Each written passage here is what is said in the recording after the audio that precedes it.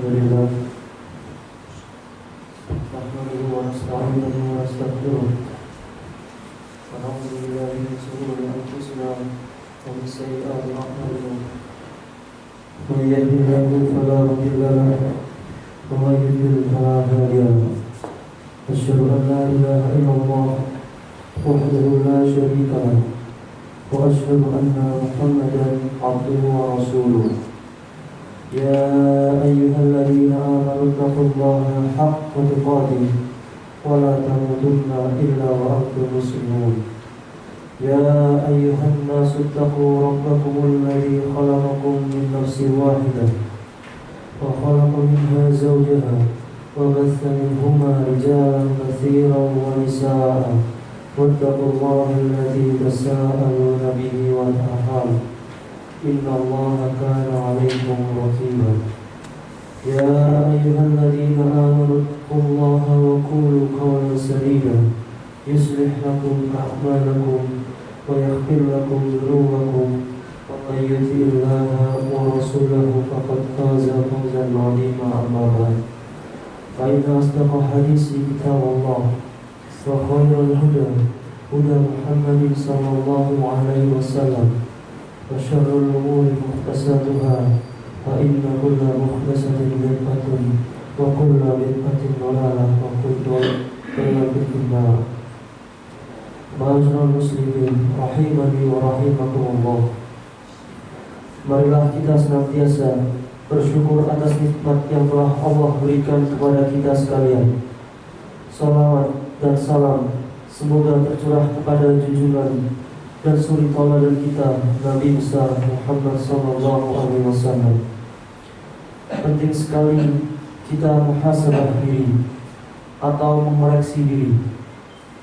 Muhasabah adalah melihat pada amalan yang telah dilakukan oleh jiwa, lalu mengoreksi kesalahan yang dilakukan dan menggantinya dengan amalan soleh. Kita yakin kita semua penuh kekurangan, entah masih terus-menerus dalam bermaksiat, kurang dalam ketaatan, bahkan kadang bermudah-mudahan meninggalkan kewajiban yang telah Allah tetapkan. Di dalam Al-Quran surat Al-Hasyr ayat 18-19 Allah Subhanahu wa taala berfirman, Ya ayyuhalladzina amanu taqullaha wal tanzur nafsum ma qaddamat lighad wattaqullaha innallaha khabirum bima ta'malun wa la takunu kalladzina nasullaha fa ansahum anfusahum ulaika humul fasiqun. Yang artinya, hai orang-orang yang beriman, bertakwalah kepada Allah dan hendaklah setiap diri memperhatikan apa yang telah diperbuatnya untuk hari esok, yaitu hari akhirat. Dan bertakwalah kepada Allah, sesungguhnya Allah Maha mengetahui apa yang kamu kerjakan. Dan janganlah kamu seperti orang-orang yang lupa kepada Allah, lalu Allah menjadikan mereka lupa kepada mereka sendiri. Mereka itulah orang-orang yang fasik. Inilah yang menjadi dalil agar kita bisa mengoreksi diri atau muhasabah. Jika tergelincir dalam kesalahan, maka dikoreksi dan segera bertaubat, lalu berpaling dari segala perantara yang dapat mengantarkan kepada kemaksiatan. Kalau kita melihat ada kekurangan dalam amalan yang wajib, maka kita berusaha keras untuk memenuhinya dengan sempurna dan minta tolong kepada Allah untuk dimudahkan dalam melakukan suatu ibadah. Lihatlah doa yang diajarkan oleh Nabi SAW supaya dimudahkan dalam ibadah, seperti dalam hadis berikut. Dari Mu'adz bin Jabal radhiyallahu anhu, Rasulullah SAW pernah memegang tangan Mu'adz bin Jabal lalu berkata, Ya Mu'adz, wallah inni uhibbuka, wallah inni ahibbuka. Wahai Mu'adz, demi Allah, sesungguhnya aku mencintaimu, sungguh aku mencintaimu. Rasulullah SAW selanjutnya bersabda kepada Mu'adz, aku memberikan nasihat wahai Mu'adz, janganlah engkau tinggalkan saat di penghujung sholat bacaan doa ini. Allahumma a'inni ala zikrika wa syukrika wa husni ibadati, yang artinya, ya Allah, tolonglah aku dalam berzikir, bersyukur, dan beribadah yang baik kepadamu. Hadis riwayat Abu Dawud dan An-Nasai. Karena hanya dengan pertolongan Allah lah kita bisa mudah melakukan ibadah dan menjauhkan diri dari segala maksiat. Para jamaah salat Jumat rahimani wa rahimakumullah. Lalu apa manfaat dari muhasabah itu sendiri? Ada beberapa manfaat dari muhasabah. Yang pertama adalah meringankan hisab pada hari kiamat. Umar bin Khattab radhiyallahu anhu pernah mengatakan, hisablah diri kalian sebelum kalian dihisab. Itu akan memudahkan hisab kalian kelak. Timbanglah amal kalian sebelum ditimbang kelak. Ingatlah keadaan yang penting pada hari kiamat.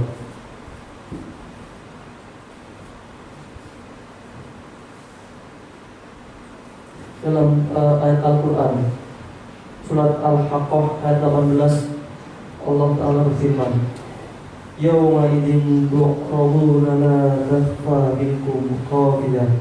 Pada hari itu kamu dihadapkan kepada Rabbmu, tiada sesuatu pun dari keadaanmu yang tersembunyi bagi Allah. Al-Mudail bin Iyad rahimahullah mengatakan, mukmin itu yang rajin menghisab dirinya dan ia mengetahui bahwa ia akan berada di hadapan Allah kelak. Sedangkan orang yang munafik adalah orang yang lalai terhadap dirinya sendiri, enggan untuk mengoreksi dirinya sendiri. Semoga Allah merahmati seorang hamba yang terus mengoreksi dirinya sebelum datang malaikat maut menjemputnya. Yang kedua, manfaat dari muhasabah adalah terus bisa berada dalam petunjuk Allah. Sebagaimana disebutkan oleh Imam Al-Badawi rahimahullah dalam tafsirnya, bahwa seorang bisa terus berada dalam petunjuk jika rajin mengoreksi amalan-amalan yang telah dia lakukan. Yang ketiga adalah mengobati hati yang sakit, karena hati yang sakit tidaklah mungkin hilang dan sembuh melainkan dengan cara mengoreksi diri sendiri atau bermuhasabah.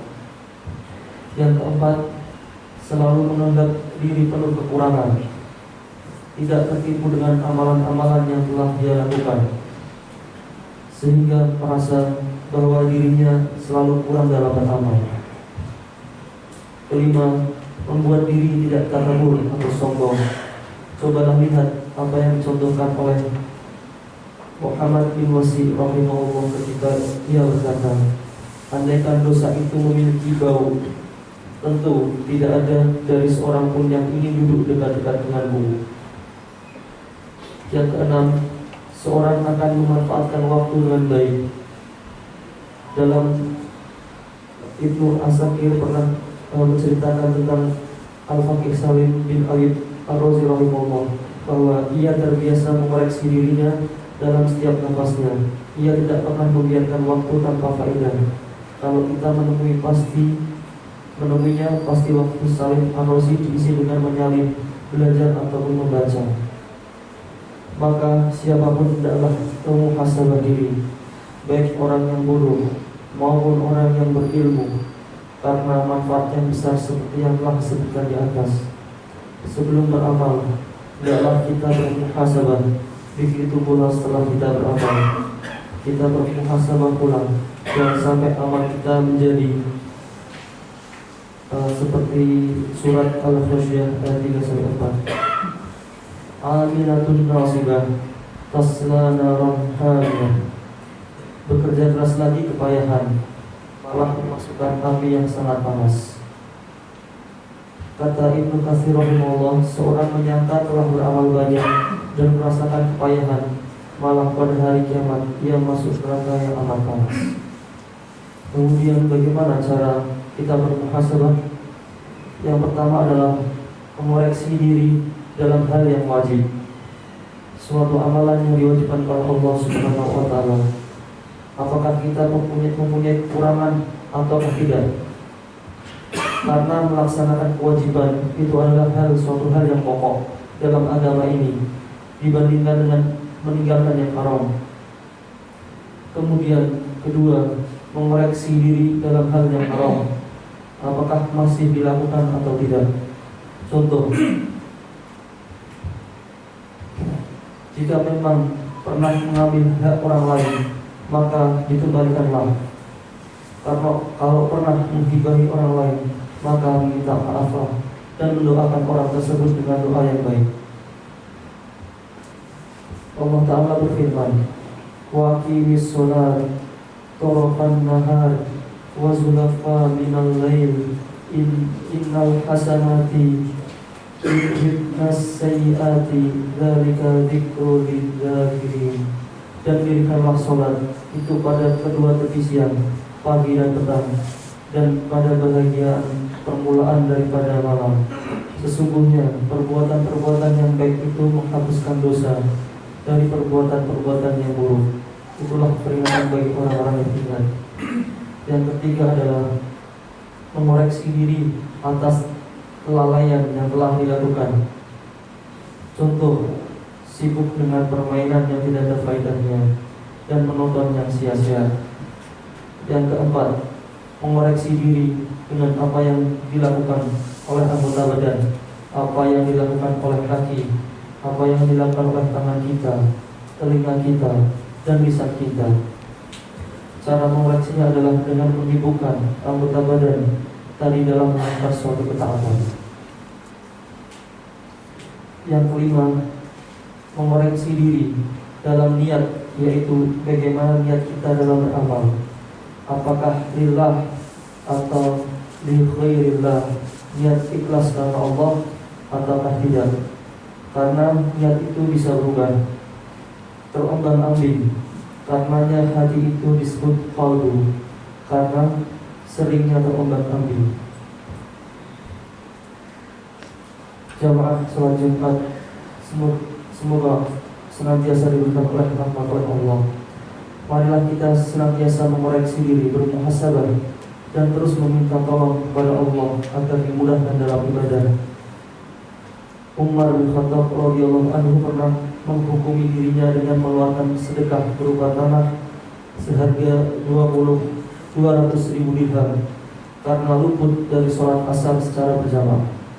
Lihatlah bagaimana Ibnu Umar radhiyallahu anhu, anak dari Umar bin Khattab, pernah suatu kali luput dari sholat berjamaah. Ia malah mengganti dengan menghidupkan malam seluruhnya. Ibnu Abi Rabi'ah rahimahullah pernah luput dari 2 rakaat sholat sunnah fajar. Untuk tebusannya, ia membebaskan seorang budak. Ibnu Aun rahimahullah pernah melakukan kesalahan. Ketika ibunya memanggilnya, ia malah menjawab dengan suara yang keras. Ia pun akhirnya membebaskan 2 orang budak. Lantas bagaimana dengan kita? Kita sudah banyak lalai, namun tak sadar untuk memperbaiki diri. Di hari Jumat yang penuh berkah ini, kami ingatkan untuk memperbanyak sholawat pada Nabi kita Muhammad Sallallahu Alaihi Wasallam. Siapa yang bersalawat pada Nabi sekali, maka Allah akan membalas sholawatnya dengan 10 kali. Dan jangan lupa, tak lupa nantinya kita berdoa pada Allah di hari penuh berkah ini.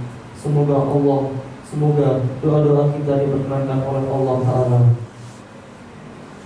Aqulu qawli hadza wastaghfirullah li wa lakum wa lisa'iril muslimin innahu huwas samiul alim.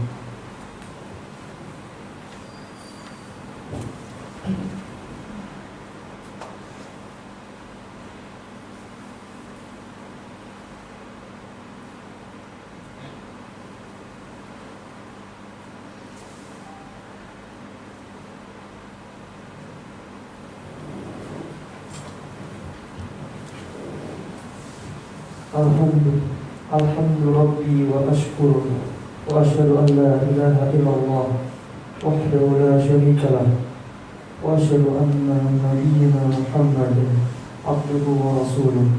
Allahumma salli ala nabiyyina Muhammad wa ala alihi ومن تبعهم بإحسان إلى يوم الدين. إن الله وملائكته يصلون على النبي يا أيها الذين آمنوا صلوا عليه وسلموا تسليما. اللهم صل على محمد وعلى آل محمد كما صليت على إبراهيم وعلى آل إبراهيم إنك حميد مجيد. وبارك على محمد وعلى آل محمد كما باركت على إبراهيم وعلى آل إبراهيم إنك حميد مجيد. اللهم اغفر للمسلمين والمسلمات والمؤمنين والمؤمنات الأحياء منهم والأموات إنك سميع قريب مجيب الدعوات. اللهم اقسم لنا من خشيتك ما يحول بيننا وبين وعاصينا ومن طاعتك ما تبلغنا به جنتك ومن البقيع ما تهون به علينا مصيبة الدنيا ومتعنا بأسمائنا وأبصارنا وقوتنا ما أحييتنا واجعله وارث منا واجعل ثأرنا على من ظلمنا ونصرنا على من آذانا ولا تجعل مصيبتنا في ديننا ولا تجعل الدنيا أكبر همنا ولا مبلغ علمنا ولا تسلط علينا من لا يرحمنا. ربنا لا تزغ قلوبنا بعد إذ هديتنا وهب لنا من لدنك رحمة إنك أنت الوهاب. اللهم إنا نسألك الهدى والتقى والعفو والغنى. اللهم أحسن عاقبتنا في الأمور كلها وأجرنا من خزي الدنيا وعذاب الآخرة. ربنا آتنا في الدنيا حسنة وفي الآخرة حسنة وقنا عذاب النار. وصلى الله على نبينا محمد وعلى آله وصحبه ومن تبعهم بإحسان إلى يوم الدين. وآخر دعوانا أن الحمد لله رب العالمين.